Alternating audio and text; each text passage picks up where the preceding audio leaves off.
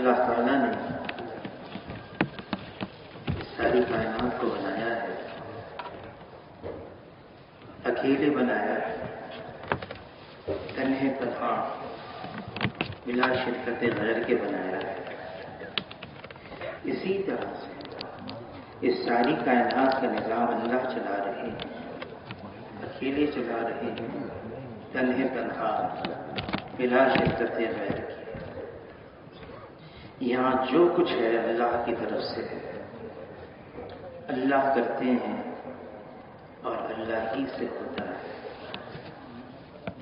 اللہ تعالیٰ نے اس کائنات کے اندر مخلوقات کو بنایا ہے، طرح طرح کی مخلوقات۔ کوئی ایسی مخلوق ہے جو بہت نحیف، ضعیف، بہت معمولی، چھوٹی، یہاں تک کہ انسان اپنی آنکھوں سے بھی اس کو دیکھ نہیں سکتا ہے، اور بعض مخلوق ایسی ہے ظاہری شکل میں بڑی طاقتور، ظاہری شکل میں بڑی زور آور، ظاہری شکل میں بڑی قد آور، جیسے اللہ نے جبرائیل علیہ السلام کو بنایا ہے۔ اگر جبرائیل علیہ السلام اپنی اصلی حیت اور شکل میں آ جائیں تو جبرائیل علیہ السلام کا سر عرش معاملہ تک جائے، پاؤں تحت الثری میں، اور اگر جبرائیل علیہ السلام اپنے 600 پروں میں سے ایک پر کو کھول دیں، سارا مشرق ڈھک جائے، اور دوسرا کھول دیں سارا مغرب ڈھک جائے۔ حیت اتنی بڑی، جسامت اتنی بڑی، اور اللہ نے طاقت اتنی دی ہے کہ جبرائیل علیہ السلام ایک پوری بستی کو اپنے ایک پر کے ایک کونے سے اٹھا کر وہ آسمانوں پر لے کر گئے اور وہاں سے الٹ دیا۔ بعض مخلوق بڑی زوراور، طاقتور ظاہری شکل میں، لیکن مخلوق ہے، اللہ کے سامنے اس کی کوئی حیثیت نہیں ہے۔ جیسے ساری مخلوق وجود میں آنے کے لیے اللہ کی محتاج ہے، ایسی ساری مخلوق استعمال ہونے میں بھی اللہ کی محتاج ہے۔ جو مخلوق چاہے گی وہ نہیں ہوگا، جو اللہ چاہیں گے وہ ہوگا۔ مخلوق کا چاہنا محض چاہنا ہے، اور اللہ کا چاہنا ہو جانا ہے، اور اللہ کی چاہت ہر چیز پر غالب ہے۔ فیصلہ اللہ کا ہے، حکم اللہ کا ہے، غلبہ اللہ کا ہے۔ اس دنیا کے اندر ایک پتا بھی اللہ کے حکم کے بغیر ہل نہیں سکتا ہے۔ کائنات کا ذرہ ذرہ یہ اللہ کے حکم کے اندر جکڑا ہوا ہے۔ تمام مخلوقات پر اللہ کا کلی اختیار اور کامل تصرف حاصل ہے۔ اس زمین کے اوپر جتنی حکومتیں ہیں، اس زمین کے اوپر جتنی سلطنتیں ہیں، اس زمین کے اوپر جتنی بادشاہتیں ہیں، ان سب پر ایک اللہ کی بادشاہت ہے۔ فیصلہ اللہ کا ہے، حکم اللہ کا ہے۔ اللہ کی طاقت، اللہ کی قوت، اللہ کی قدرت اتنی زبردست ہے کہ کوئی اللہ کو عاجز کر نہیں سکتا، نہ زمین پر نہ آسمان پر۔ سب اللہ کے محتاج ہیں، اور اللہ کسی کا بھی محتاج نہیں ہے۔ اللہ اول ہے، اللہ سے پہلے کچھ نہیں۔ اللہ آخر ہیں، اللہ کے بعد کچھ نہیں۔ اللہ ظاہر ہیں، اللہ کے اوپر کچھ نہیں، اور اللہ باطن ہے، اللہ کے علاوہ کچھ نہیں ہے۔ سب کو فنا ہے، سب ختم ہو جائیں گے، باقی رہنے والی ذات صرف ایک اللہ کی ہے۔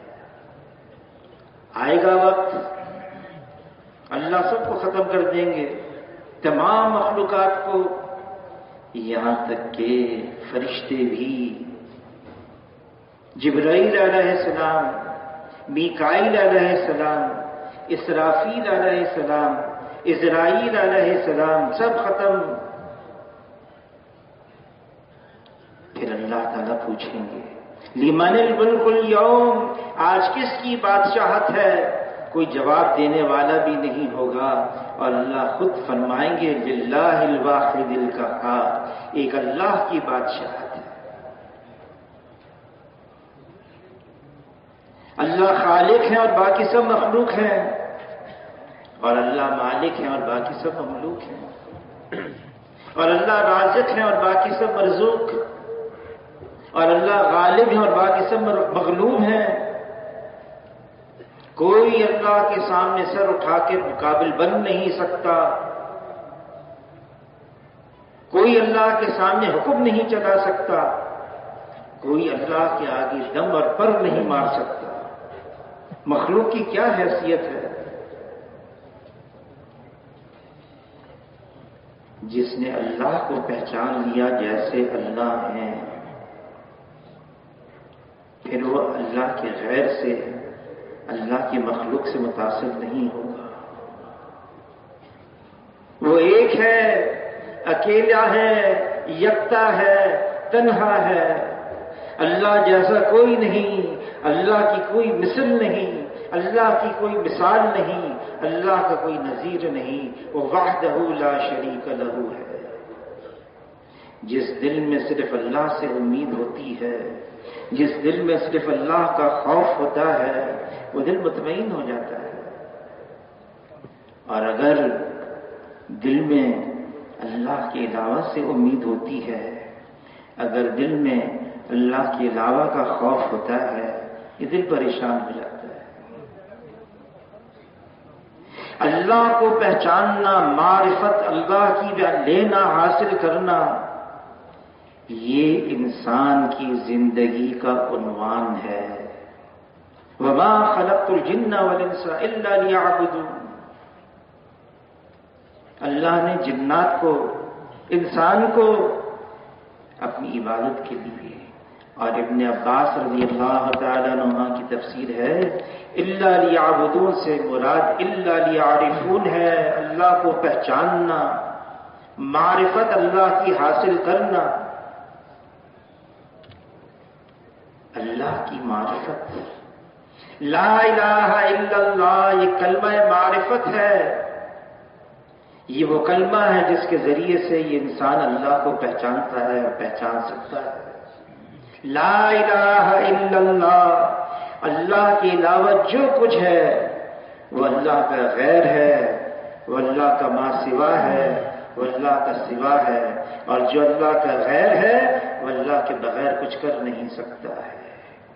لا الہ الا اللہ یہ وہ کلمہ ہے جس میں لا پہلے ہے، نفی پہلے ہے، انکار پہلے ہے.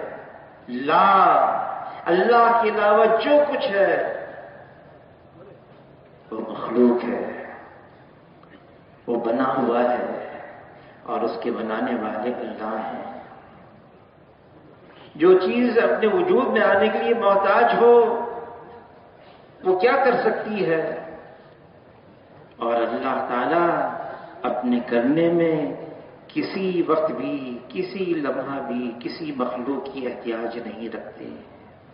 اللہ کرتے ہیں، اپنی قدرت سے کرتے ہیں، کرنے میں اللہ کسی کے بھی پابند نہیں ہیں.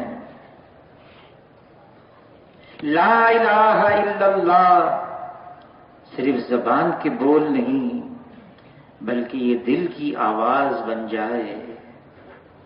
جناب رسول اللہ صلی اللہ علیہ وسلم نے اپنے 23 سالہ نبوت والی زندگی میں زیادہ وقت گزارا ہے مکہ مکرمہ میں، 13 سال. حالانکہ علماء حضرات فرماتے ہیں تقریباً سارے احکامات تو مدینہ منورہ میں آئے. 10 سال مدینہ منورہ میں، اور اس سے پہلے 13 سال مکہ مکرمہ میں. مکہ مکرمہ میں کیا ہو رہا تھا؟ عمر رضی اللہ تعالیٰ عنہ فرماتے ہیں ہم لا الہ الا اللہ کی حقیقت کو اپنے اندر اتار رہے تھے.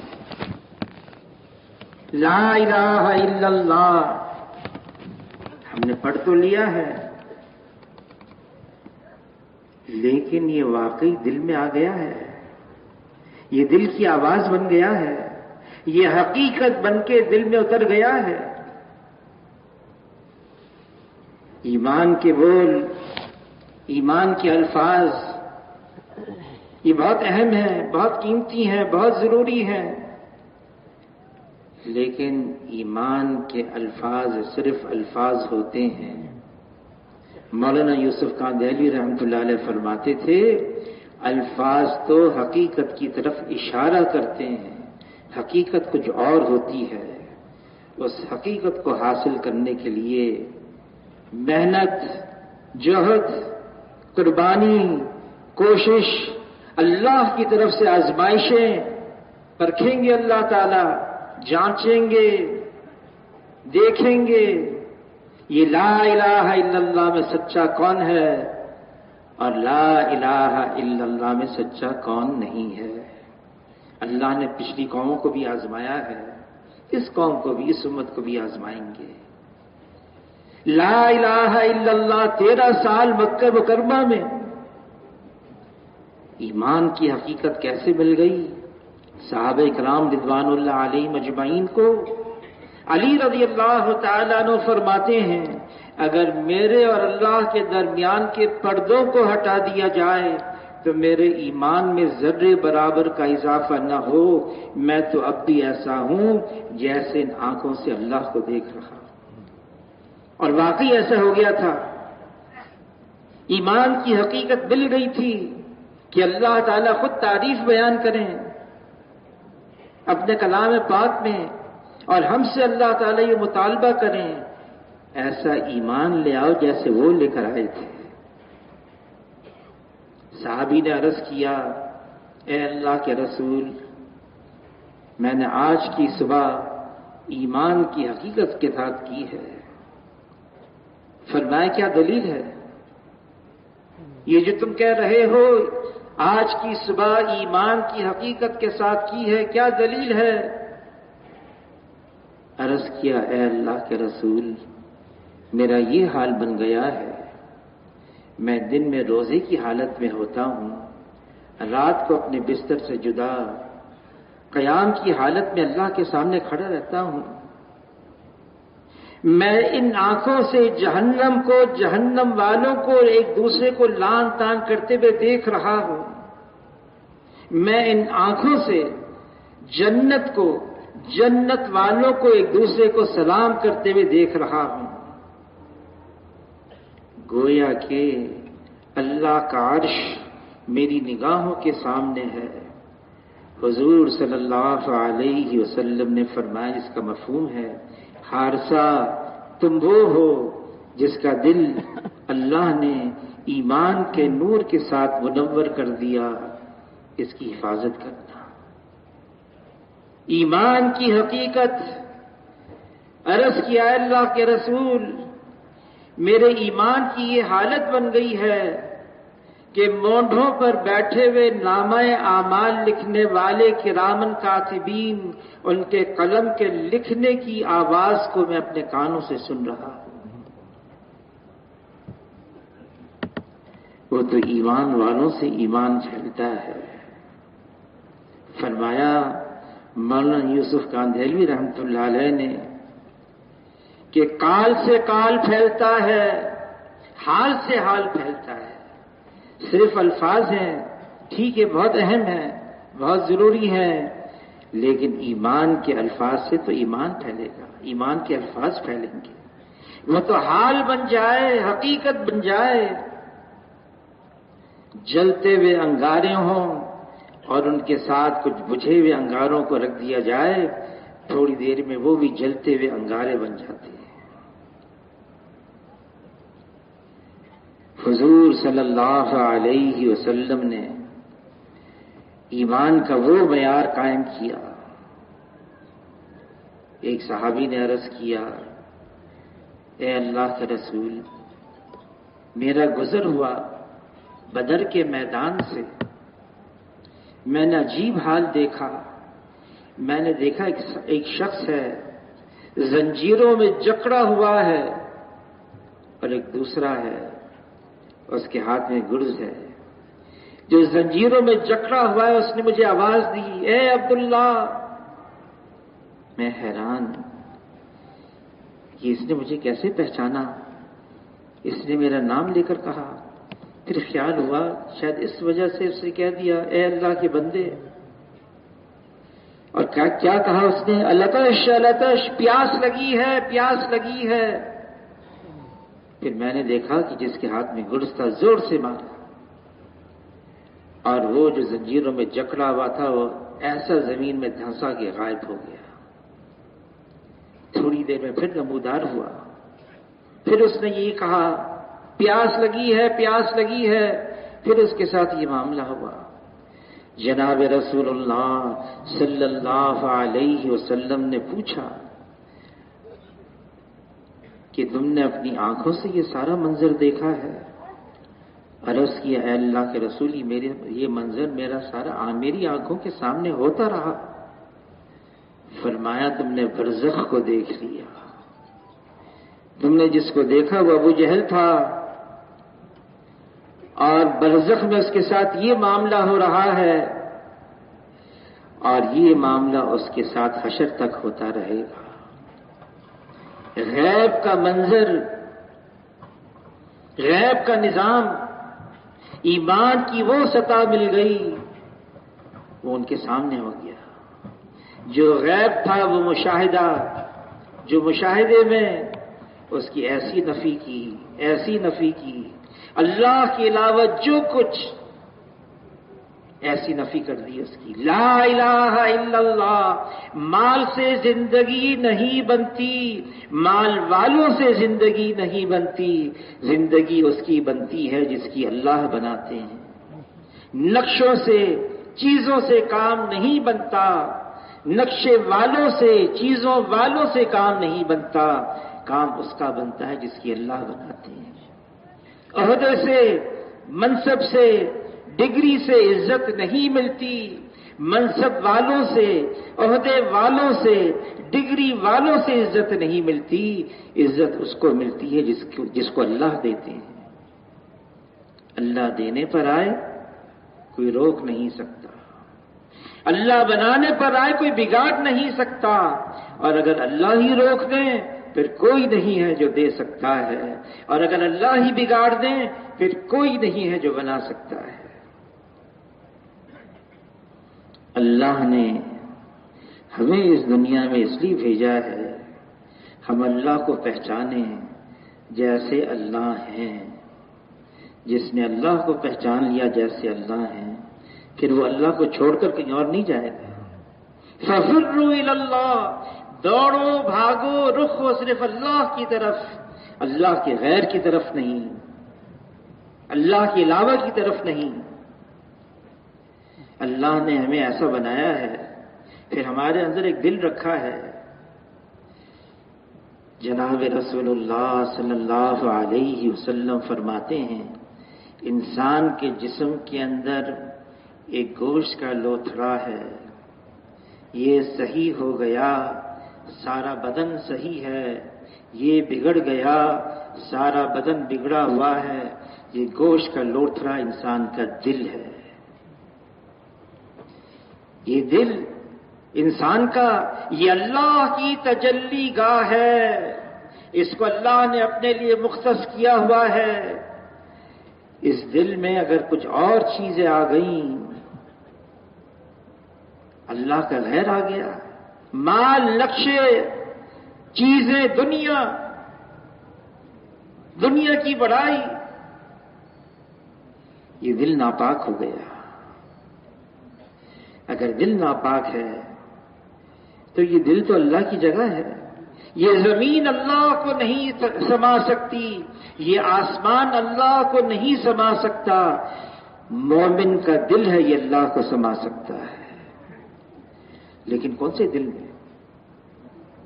اللہ کے اندر کوئی کمی نہیں، اللہ میں کوئی کجی نہیں، اللہ میں کوئی خامی نہیں.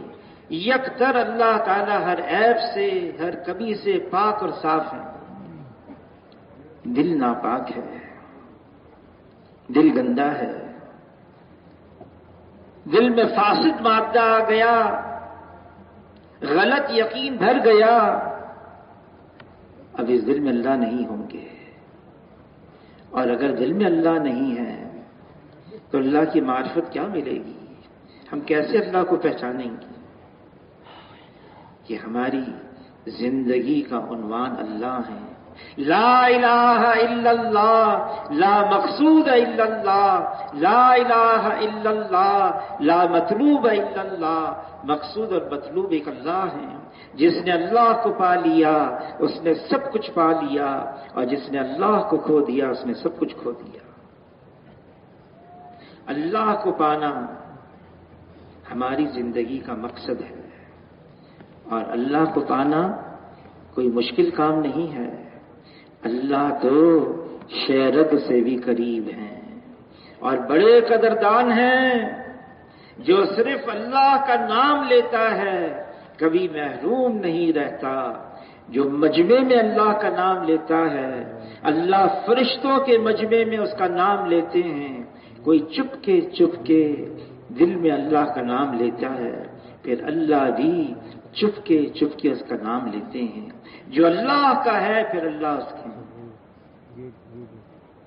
اللہ نے کائنات کو بنایا، یہ زمین اور آسمان کو بنایا۔ کیسے بنایا؟ زمین کو بچھا دیا، پہاڑوں کو اس پر گاڑ دیا،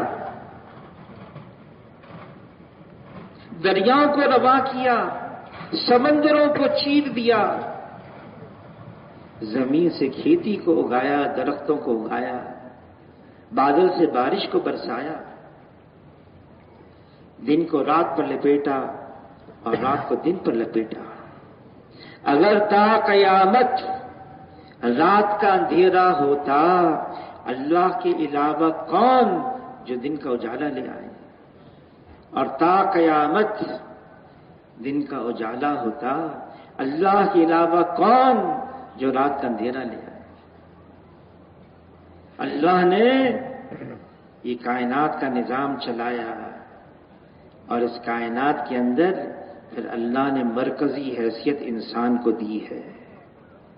یہ انسان تمام مخلوقات میں افضل، اعلی، اشرف، یہ انسان اشرف المخلوقات ہے، اور اس کا اشرف ہے اسی لیے یہ اپنے خالق کو پہچانے، یہ اپنے مالک کو پہچانے، اور پہچان کر اس سے اپنا قرب اور تعلق جوڑے۔ اللہ کے ساتھ جس نے اپنا تعلق مضبوط جوڑ لیا، اس کو زندگی کا مقصد حاصل ہو گیا، اس کا دل منور ہو گیا، اس کا دل نورانی بن گیا، اس کے دل میں اللہ کی محبت آ گئی، اللہ کے اسماء الحسنی اس کے دل میں نقش ہو گئے، اور یہ ان اسماء کی حفاظت کرنے لگا۔ یہ خود اللہ کی صفات کا مظہر بن گیا۔ فرمایا جس کا مفہوم ہے نوافل کے ذریعے سے انسان اللہ کا اتنا قرب حاصل کر لیتا ہے، اتنا قریب تر ہو جاتا ہے، یہ دیکھتا ہے، اللہ کی آنکھ سے دیکھتا ہے، یہ سنتا ہے، اللہ کے کان سے سنتا ہے، یہ پکڑتا ہے، اللہ کے ہاتھ سے پکڑتا ہے، یہ چلتا ہے، اللہ کے پاؤں سے چلتا ہے، یعنی کہ اس کے بدن کے سارے اعضاء اللہ کی مرضی اور اللہ کے حکم کے تابع بن جاتے ہیں۔ پھر یہ جو کچھ کرتا ہے یہ اللہ کے حکم سے کرتا ہے، اس کے ماتحت کرتا ہے، اس کی مرضی سے کرتا ہے، اس کی مرضی کے خلاف نہیں کرتا۔ یہی کلمے کا اخلاص ہے۔ جس نے لا الہ الا اللہ اخلاص سے پڑھ لیا وہ جنت میں داخل ہو گیا۔ پوچھا کلمے کا اخلاص کیا ہے؟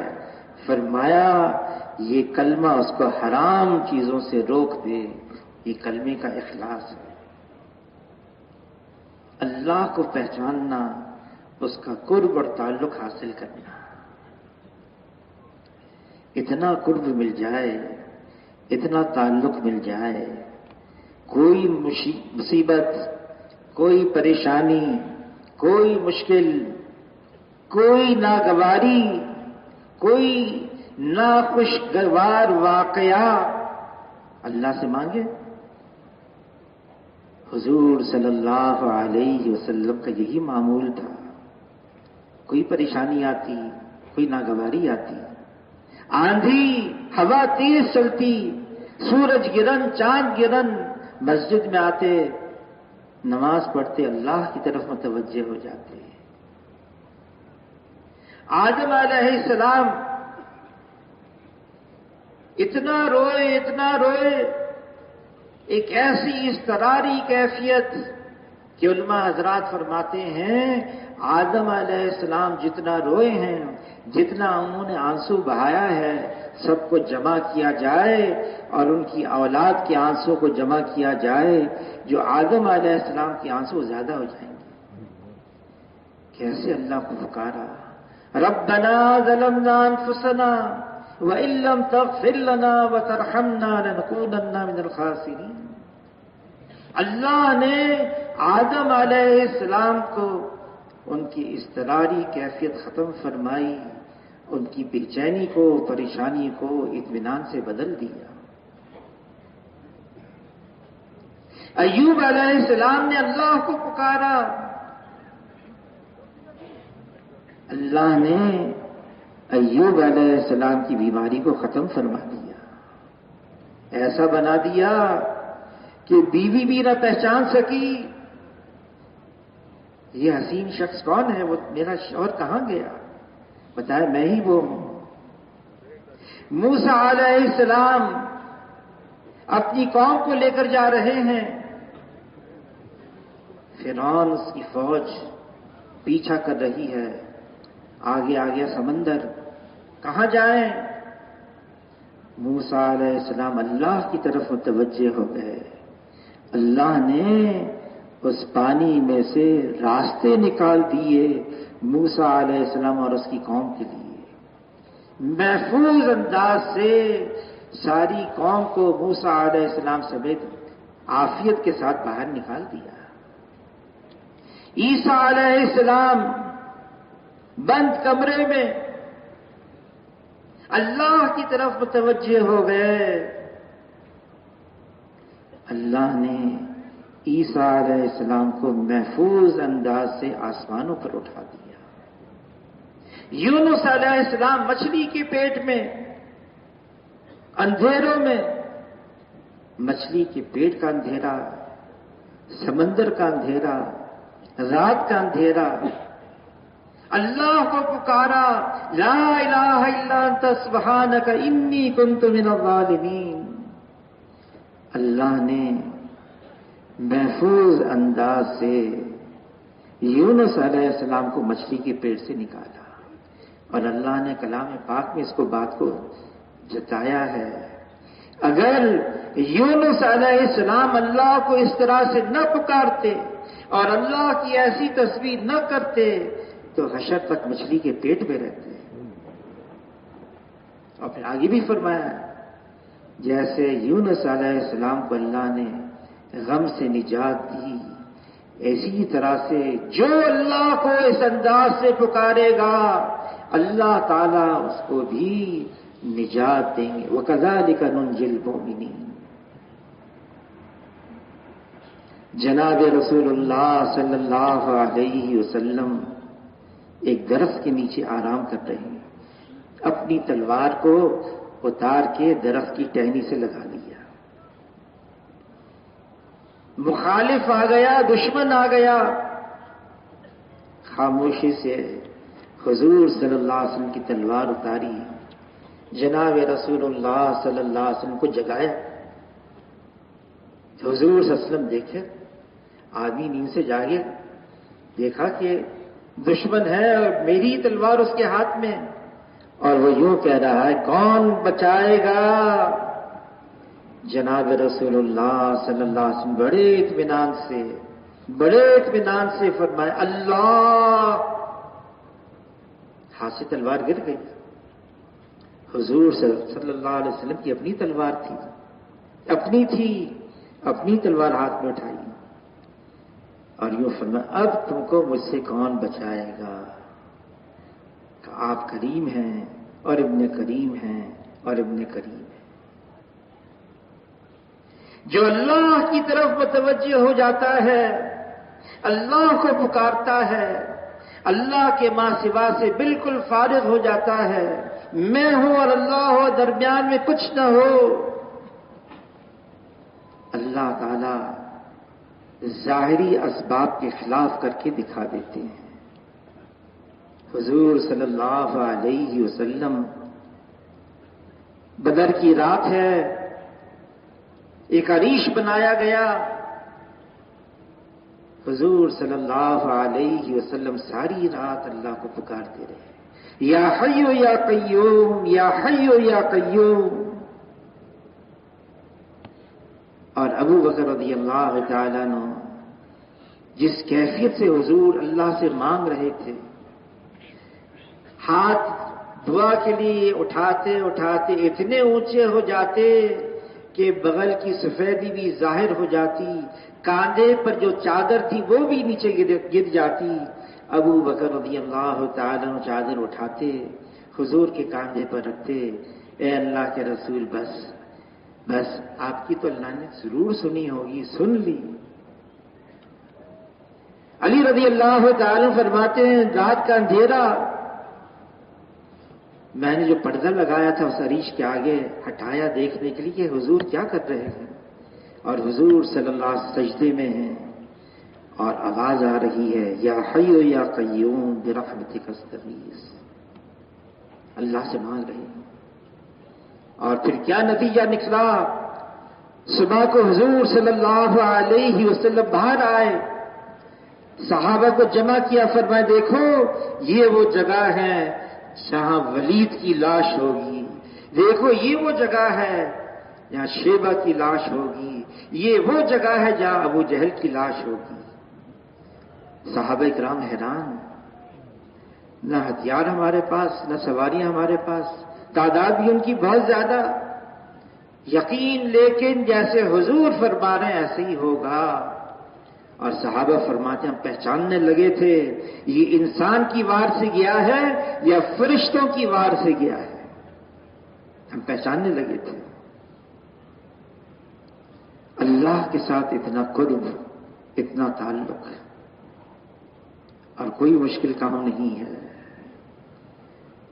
رائے گنج کے اندر شورا والے تفقد کرتے ہیں، ممالک میں جو جاتے ہیں، حاجی صاحب، حاجی عبدالوہاب صاحب فرمانے لگے تم یہ پوچھتے ہو 3 چلے کب لگائے، پھر 3 چلے لگانے کے بعد کوئی چلے کا ناغہ تو نہیں ہوا، پھر یہ بھی پوچھتے ہو روزانہ وقت دیتے ہو، ہر مہینے 3 دن لگاتے ہو، ہفتے میں گشت بھی کرتے ہو، یہ بھی پوچھا کرو کہ اللہ کے ساتھ اتنا تعلق ہو گیا، کوئی مشکل، کوئی پریشانی، کوئی ناگواری، کوئی ایسی حالت آئے اور تم اللہ سے مانگو اور اللہ تمہاری اس پریشانی کو دور کر دے، یہاں تک بھی پہنچ گئے کہ نہیں، یہ بھی پوچھا کرو۔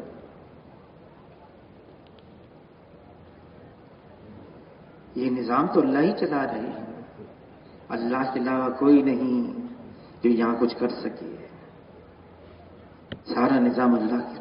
ہاں کچھ ہوتے ہیں ایسے، فرعون کیا کہا، انا ربکم الاعلی، میں سب سے بڑا رب ہوں، کیا ہوا؟ فوراً نہیں پکڑا، موسیٰ علیہ السلام کو، ہارون علیہ السلام کو بھیجا، سمجھاتے رہے، نہ مان کے دیا، آخر کار چند ڈبکیاں پانی میں، چند ڈبکیاں، ہوش دکھانے آ گئے، اب کہنے لگا میں ایمان لایا موسیٰ اور ہارون کے رب پر، میں ایمان لایا رب العالمین پر، لیکن اب کیا ہوگا، پانی تو سر سے اوپر گزر چکا۔ ہوتے ہیں کچھ ایسے، یہ تو ابھی کی بات ہے، بہت زیادہ وقت نہیں ہوا۔ ایک پانی کا جہاز بنایا گیا، کئی ہزار مزدور دنیا کا سب سے مہنگا ترین پانی کا جہاز، کئی مہینے، اور اس کو بحر اوقیانوس میں سفر کرنا تھا، برطانیہ سے امریکہ۔ اس جہاز کے مالک سے پوچھا کتنا محفوظ ہے تمہارا یہ پانی کا جہاز؟ معاذ اللہ کہنے لگا، اب تو خدا بھی اس کو ڈبو نہیں سکتا۔ پہلا سفر کیا ہوا؟ 20 سمندر میں ایک برف کا تودہ آیا، ٹکر ماری، وہ جہاز ڈوبنے لگا۔ وہی آیا جہاز کے کپتان کے پاس، کوئی صورت ہے اس جہاز کو ڈوبنے سے بچایا جائے؟ تو کپتان جہاز کا کہنے لگا، اب تو سوائے خدا کے کوئی اس کو نہیں بچا سکتا۔ اللہ کے ساتھ کوئی مقابلہ کرے؟ وہ اللہ جو کائنات کا خالق اور مالک ہے، وہ اللہ جو سب کو دے رہا ہے، دیتا ہے، سب کا داتا ہے، سب کا پالنہار ہے، سب کا حاجت روا ہے، سب کا مشکل کشا ہے۔ وہ کون ہے جو ہماری پریشانیوں کو دور کرتا ہے؟ وہ کون ہے جو ہماری بیماریوں کو صحت سے بدلتا ہے؟ وہ کون ہے جو نیکی کرنے والے کو اچھا بدلہ دیتا ہے؟ وہ کون ہے جو بھٹکے ہوئے کو راستہ بتاتا ہے؟ وہ کون ہے جو ٹوٹی ہوئی ہڈی کو جوڑتا ہے؟ وہ کون ہے جو توبہ کرنے والے کی توبہ قبول کرتا ہے؟ وہ صرف ایک اللہ ہے۔ اس کے ساتھ تو اپنا رشتہ مضبوط کرنا ہے، اپنا تعلق بہت زیادہ مضبوط کرنا ہے، کیونکہ اللہ کے علاوہ کوئی نہیں جو ہماری پریشانی کو دور کرے۔ اور اللہ کی طرف سے آزمائشیں آتی ہیں۔ مولانا الیاس صاحب رحمۃ اللہ علیہ کے ملفوظات میں ہیں، پھسوڑے آتے ہیں دہش کے دہانے کھلوانے کے لیے۔ اللہ تعالیٰ کلام پاک میں فرما رہے ہیں، ان مع العسر یسرا، ان مع العسر یسرا۔ تنگی کے بعد آسانی ہے، تنگی کے بعد آسانی ہے۔ آتے ہیں، ناگواریاں آتی ہیں۔ فرمایا ایک صحابی نے، ہم نے خیروں کی خیر کو ناگواری میں پایا ہے، خیروں کی خیر۔ اور یہ ناگواری آتی ہے، اللہ دینا چاہتے ہیں۔ آدمی پریشانی، مشکل، مایوسی، نا امیدی، یہ باتیں اللہ کو پسند نہیں ہیں۔ اللہ تعالیٰ کلام پاک میں فرما رہے ہیں، لا تقنطوا من رحمت اللہ، اللہ کی رحمت سے مایوس مت ہو، نا امید مت ہو۔ ایک قوم پر اس لیے اللہ کا عذاب آ گیا، اللہ کی رحمت سے مایوس ہو گئی تھی، نا امید ہو گئی تھی۔ علی رضی اللہ تعالیٰ عنہ فرماتے ہیں، اچھے وقت کا انتظار کرنا یہ بہترین عبادتوں میں سے ایک عبادت ہے۔ اچھا وقت ضرور آئے گا، آ رہا ہے۔ ہاں، یہ امت، اس کے لیے اللہ نے امتحانات رکھے ہیں، آزمائشیں رکھی ہیں، مشکلات رکھی ہیں۔ کیوں رکھی ہیں؟ یہ امت تو آئی ہے سب سے آخر میں، اور سب سے پہلے جنت میں جائے گی۔ یہ امت حشر کے میدان میں چلے گی، سابقہ امتیں اس امت کو دیکھ کر پوچھیں گی یہ کون لوگ ہیں؟ ان کو بتایا جائے گا یہ حضور صلی اللہ علیہ وسلم کی امت ہے، اور وہ یوں کہیں گے سابقہ امتیں، یہ امت ہے جناب رسول اللہ صلی اللہ علیہ وسلم کی۔ اس امت کے چہرے کا نور بمثل انبیاء علیہ السلام کے چہرے کے نور کے ہے۔ یہ امت اللہ کو بہت لاڈلی ہے، بہت محبوب ہے، امتحانات ہیں، کتنے امتحانات آئے، کتنی آزمائشیں آئی اس امت پر۔ شیخ الحدیث مولانا زکریا صاحب رحمۃ اللہ نے لکھا ہے، جو آزمائشیں، جو امتحانات اس امت کے لیے آئے، اگر ان میں سے صرف ایک کسی سابقہ امت پر آ جاتی، وہ امت تو ختم تھی۔ یہ تو اللہ نے ان تمام مشکلات سے، امتحانات سے، آزمائشوں سے اس امت کو نکالا ہے۔ ابھی اور باقی ہے ایسے امتحانات جن سے سابقہ انبیاء علیہ الصلوۃ والسلام نے بھی پناہ مانگی ہے اس امت کے لیے، جیسے فتنہ دجال ہے، فتنہ یاجوج اور ماجوج ہے، فتنہ دابۃ الارض ہے، سب اس امت کے لیے۔ اور یہ امت میں یہ آزمائشیں آئیں گی اور اللہ ہی اپنے فضل سے ان تمام آزمائشوں سے اس امت کو نکالتے چلے جائیں گے۔ آزمائشیں کیوں ہیں اس امت کے لیے؟ جو انعامات اس امت کو دینے ہیں، فرمایا حشر کے میدان میں دنیا میں ناگواریاں، پریشانیاں، مشکلات، آزمائشیں جس نے صحیح ہوں گی، صبر کیا ہوگا، حشر کے میدان میں اس کو بلایا جائے گا، یاد دلایا جائے گا، یہ پریشانی آئی، تم نے صبر کیا، اس کا یہ بدلہ ہے، یہ آزمائش آئی، یہ امتحان آیا دنیا میں، تم نے صبر کیا، اس کا بدلہ یہ ہے۔ یہ تمنا کرنے لگے گا، کاش دنیا کے اندر اس سے زیادہ آزمائشیں آتی، تمنا کرنے لگے گا کہ آخرت میں یہ بدلہ مل رہا ہے۔ مانگنا تو ہمیشہ اللہ سے عافیت چاہیے۔ ایمان کے بعد جو سب سے بڑی دولت ہے وہ عافیت کی ہے، آسانی کی ہے، سہولت کی ہے، سلامتی کی ہے۔ مانگنا ہمیشہ یہ چاہیے، لیکن کیا کریں، راستہ ہے جناب رسول اللہ صلی اللہ علیہ وسلم کا۔ ایک صحابی نے عشاء کی نماز کے بعد حضور صلی اللہ علیہ وسلم کے سامنے مٹھی بھر کھجوریں رکھی، پوچھا یہ کیا ہے؟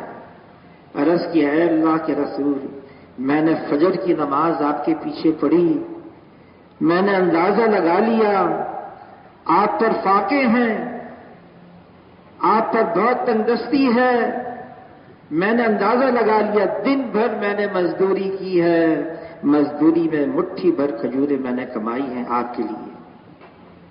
حضور نے پوچھا، تم کو اس سے بہت محبت ہے؟ عرض کیا، اے اللہ کے رسول، مجھے آپ سے بڑی محبت ہے۔ اس پر کیا فرمایا؟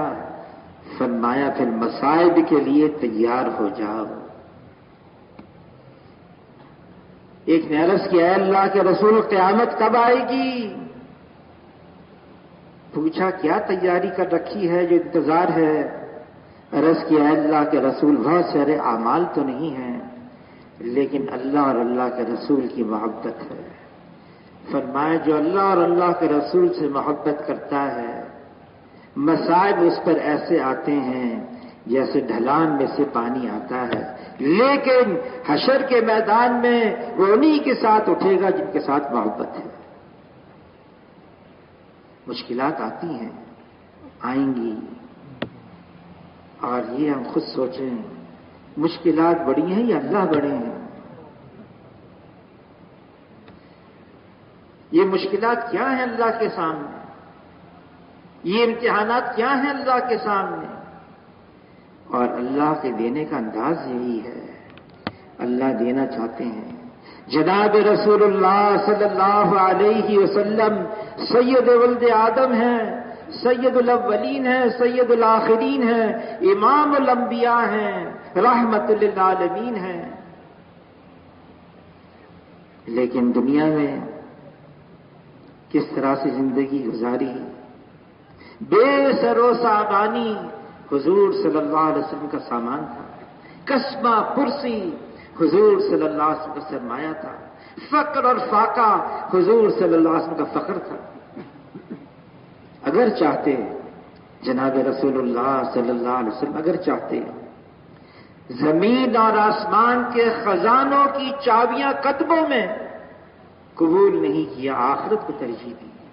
جبرائیل علیہ السلام تشریف لائے، عرض کی اے اللہ کے رسول، آپ چاہیں آپ کو ملک النبیہ بنا دیا جائے، نبوت کے ساتھ بادشاہت دی جائے، یا آپ چاہیں آپ کو عبد النبیہ بنا دیا جائے، نبوت کے ساتھ بندگی، دونوں میں اختیار ہے۔ حضور صلی اللہ علیہ وسلم نے جبرائیل علیہ السلام کی طرف دیکھا کہ جبرائیل علیہ السلام حضور کے مشیر تھے۔ جبرائیل علیہ السلام نے ہاتھ سے نیچے کی طرف اشارہ کیا، حضور صلی اللہ علیہ وسلم نے عبد النبیہ کو پسند کیا۔ جبرائیل علیہ السلام تشریف لائے، اے اللہ کے رسول، آپ چاہیں آپ کے لیے مکے کے پہاڑ کو سونے کا بنا دیا جائے، جہاں آپ چلیں یہ سونے کا پہاڑ آپ کے ساتھ چلے۔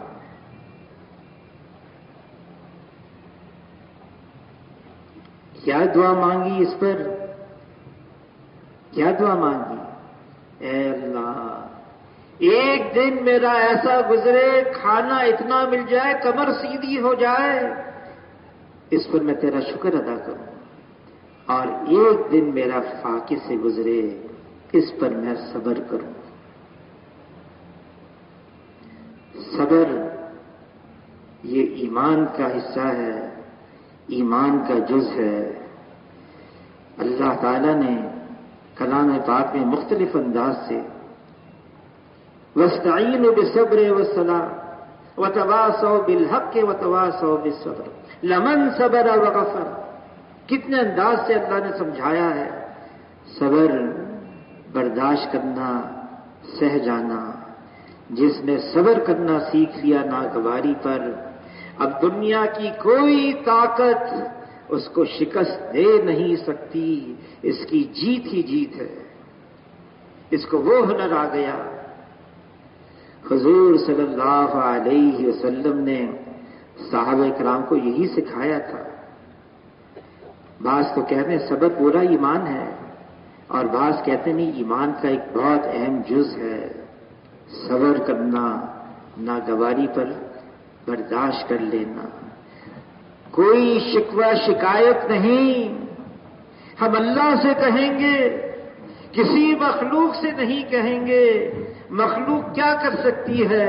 کرنے والی ذات تو اللہ کی ہے۔ اللہ ہی ہیں جو ہماری پریشانی کو دور کریں گے، پریشانی کو دور کریں گے۔ اور یہ جو پریشانی آتی ہے نا، رات کا اندھیرا سب سے گہرا صبح صادق سے پہلے ہوتا ہے، اور یہ اس بات کی علامت ہے، نشانی ہے، عنقریب سویرا ہونے والا ہے، رات کا اندھیرا چھٹنے والا ہے۔ کسی نے کہا ظلمت کا ہے بول بالا، عنقریب سورج ہے نکلنے والا۔ اللہ سے اچھی امید باندھنا، یہ امت ہے۔ ہم تو اوروں کو سہارا دینے والے ہیں، اوروں کو سمجھانے والے ہیں، ہم ہی خود بیٹھ گئے، ہم ہی خود اس کے اندر پھنس گئے، اوروں کو کیا بتائیں گے؟ یہ امت ہے، آئی تو سب سے آخر میں ہے، لیکن سب سے پہلے جنت میں جائے گی۔ یہ امت اللہ کو بہت ہی لاڈلی ہے۔ اللہ نے ہمارے لیے کیا استعمال کیا کلام پاک میں؟ اجتباکم، اللہ نے ہمیں چنا ہے حضور صلی اللہ علیہ وسلم کی امت میں ہونے کے لیے۔ یہ خیر امم ہے، بہترین امت ہے، تمام سابقہ امتوں میں افضل ہے۔ کیوں؟ یہ امت یہ اوروں کو بھی راستہ دکھاتی ہے اور بتاتی ہے۔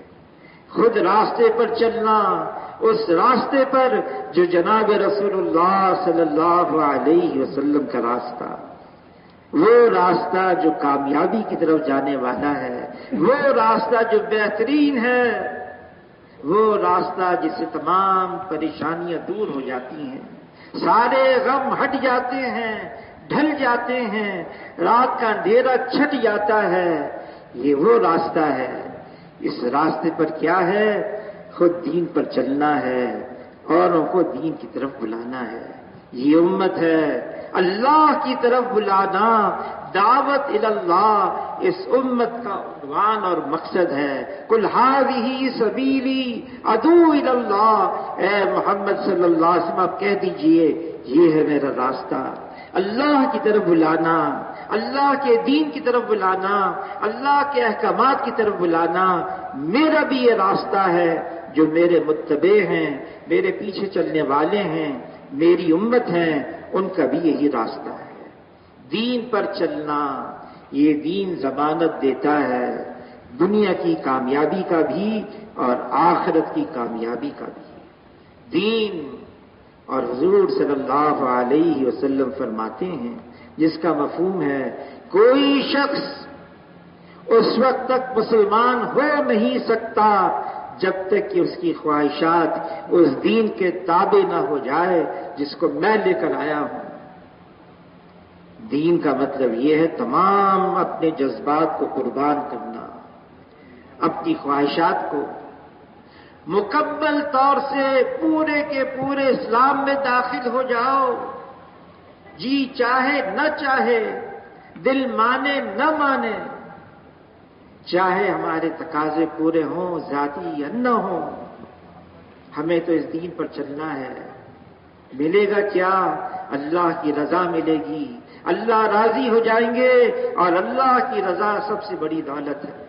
اللہ مل گئے، اللہ راضی ہو گئے، پھر اور کسی چیز کی کیا ضرورت ہے؟ اس کے لیے قربانی ہے، مشقت ہے، محنت ہے۔ جیسے صحابہ کرام کا راستہ نکل گئے اللہ کے راستے میں، جان اور مال اور اوقات کی قربانی دی، ہمارے لیے بھی وہی ہے، بس اتنا فرق ہے۔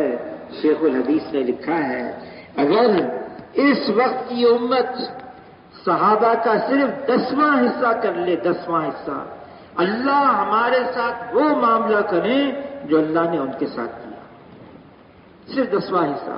وہ نکل گئے جان دینے کے لیے، جہاں گئے وہاں کی قبریں بنی، ہمارے لیے آسانی ہے۔ ہم 4 مہینے کے لیے، ہم 40 دن کے لیے، ہم 1 سال کے لیے اللہ کے راستے میں نکلیں، واپس لوٹ کر آئیں اور اپنے اپنے محلوں میں، اپنے اپنے علاقوں میں محنت شروع کر دیں۔